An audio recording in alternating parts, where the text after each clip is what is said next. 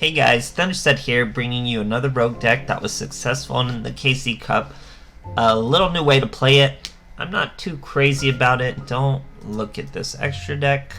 And it's Ritual Beasts. So I love Ritual Beasts to death. They're a very big brain rogue deck out there, just like Thunder Dragons, just like Crystons, just like all that good stuff.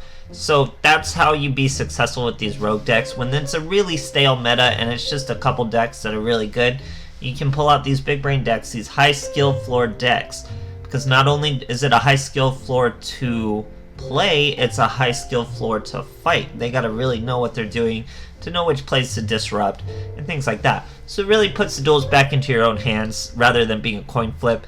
Skill usually will more often than not decide it when you do things like this. So if grass ever does get limited, which I don't think they will limit grass, but if it ever did, things like my monster cards would be there to make it so 30 card decks are viable without grass.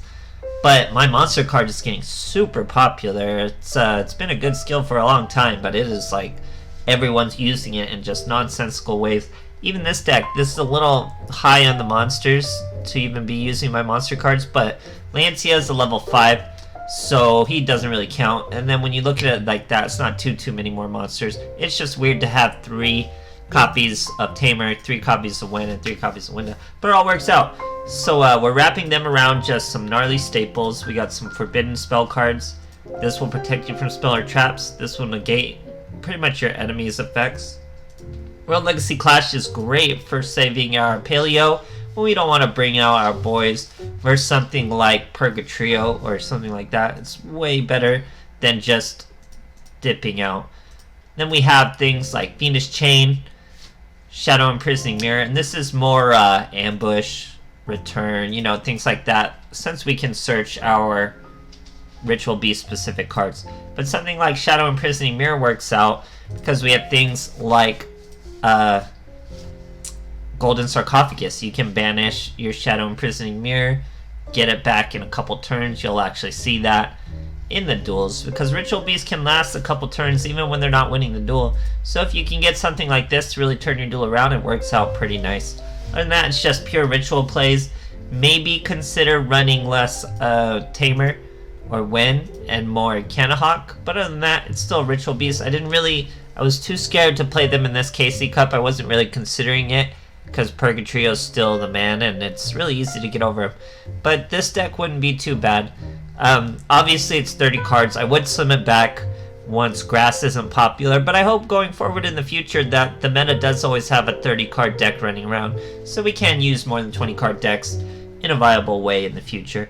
Other than that, the extra deck is just 2 of each monster, and yeah guys, it runs just like any other Ritual Beast.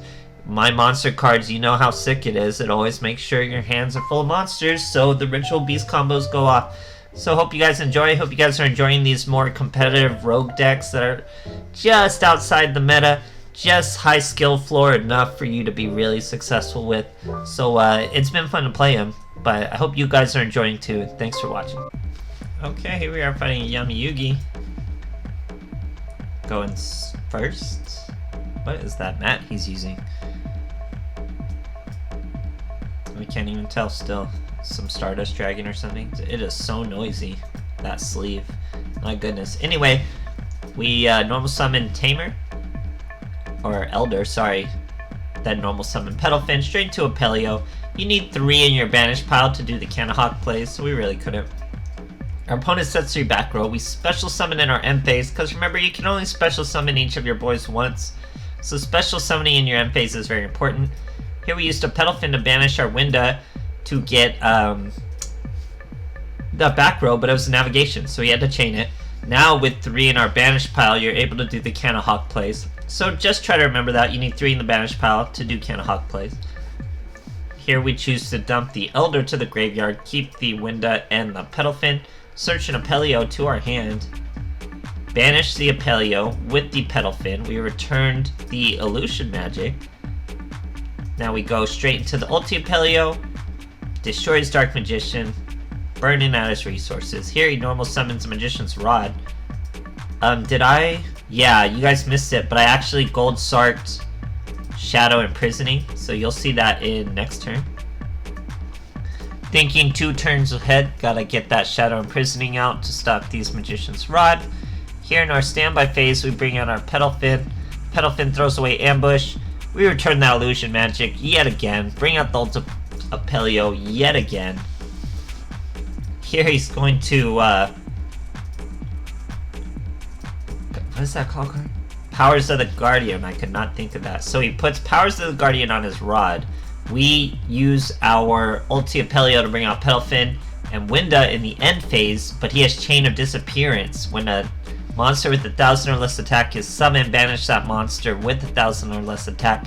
Then your opponent banishes all card with that name, blah blah blah. So banishing us isn't really too big of a deal, but we're going to World Legacy Clash because that's all we have. We need to be able to make our monster. We top deck a Fiendish Chain.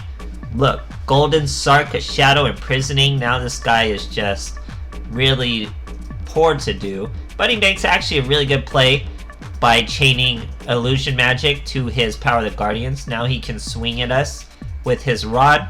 But we use our Shadow Imprisoning Mirror. No more dark effects. We bring out our Petal Fin. Petal Fin banishes the Cannahawk. Return the Rod. Hit him for 2,600. He might have Destiny. Nope, no Destiny draw. Dark Magical Circle to no search. Tries to use Magician's Rod, but he's negated thanks to the Gold Sark search of Shadow Imprisoning Mirror. Great, great stuff, guys.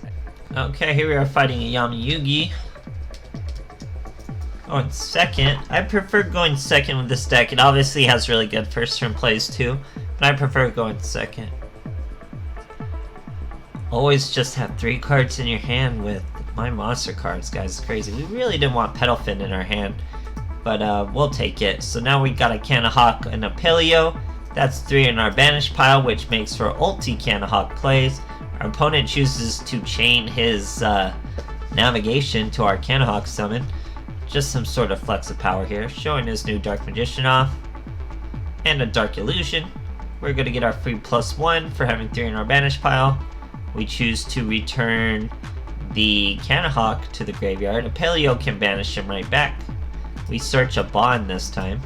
Apelio does just that, banishes them back. Then we use the ulti Apelio. We set a Fiendish Chain, set the bond, destroy the Illusion Magic. Now our opponent hits us with Dark Magic attack, wipes our back row. We have no answer. Then he uses Dark Magic Veil to bring out some defense mode Dark Magicians, and then realizes probably doesn't have an out to what we're gonna do to him and bounces, guys. Great, great stuff. Okay, here we are fighting Cool Jaden as little Yellow Cyrus over here. I think Yellow Cyrus is the Chad Cyrus, though. He started red, right?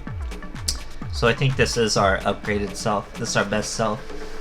Our opponent's using Neos. They're pretty weak against Ritual Beast. Here, whenever you have Golden Sark and win, you're gonna do well. Our opponent is Neos, starts with a Hummingbird to gain 2,000 life points. That's pretty good. We banish our Petal Fin, bring out our Petal Fin with win.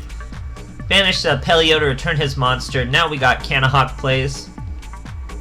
We're going to comfortably put the Petal Fin into the graveyard because we'll be able to put the Petal Fin right back to our banished pile thanks to Apelio. Then we bring out the ulti Apelio, hit him for 2,600. We also got a Cannahawk search of a Cannahawk. Or no, sorry, we searched Ambush. Here our opponent's summoning a Neos with a cutscene. Even from the cool Jaden, we get a cutscene. Is this a new? No, that's the same cutscene. So his connector brings out a Neos. Miracle Contact. This guy is full Neos theme. Brings out that Brave Neos with no protection. Well over us. We're gonna World Legacy Clash him. Then we're gonna ambush that little connector because we're bigger than him. So now we get our Petal Fin, our win, and we get to keep our Apelio. We were gonna banish the Cannahawk to make some plays, then normal summon the Winda. All would have been great, guys. Okay, Cyrus for Cyrus. Most likely gonna be my monster cards. It's very, very popular now. Very, very popular skill. He's using a Sphere Boy. It is my monster cards. We got that win Gold Sark combo that I love. We banished the Winda. We're still gonna use the Tamer though. So bring out Tamer and Petalfin. That's a Cannahawk play. So instead of using the Wind to special summon the Wind, it was better to use the Elder. So that way we had 3 in our banish pile. When you have 3 in your banish pile, you can do the Cannahawk plays. You just choose which 2 you actually want to stay, which one you want to go to the grave, and it works out just fine. You get that free +1. Then we go into the Ulti Petalfin.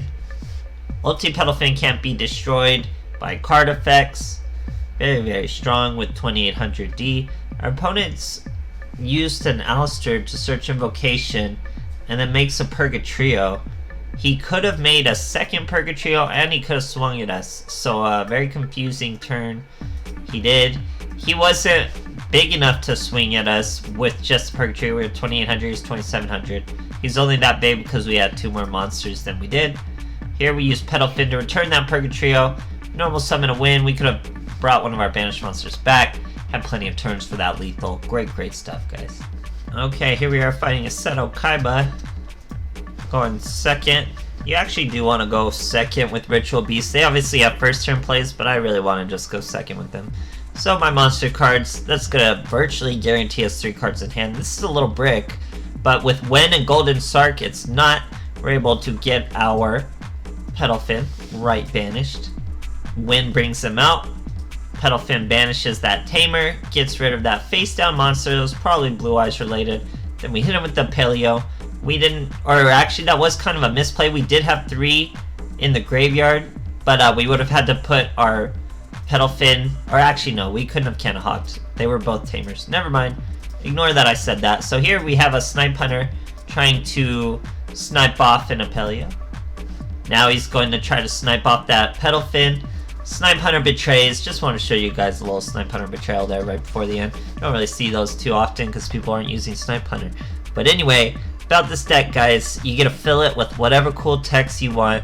I like forbidden spells right now, like Forbidden Chalice, Forbidden Lance. World Legacy Clash works out well in this deck specifically. Then Lancia for the meta, and everything else is Ritual Beast. Shadow Imprisoning, Fiendish Chain, very strong traps.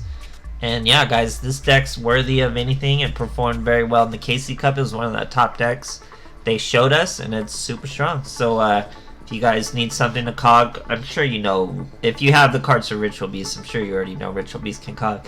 But try them out. They're one of my favorite archetypes. So thanks for watching, guys.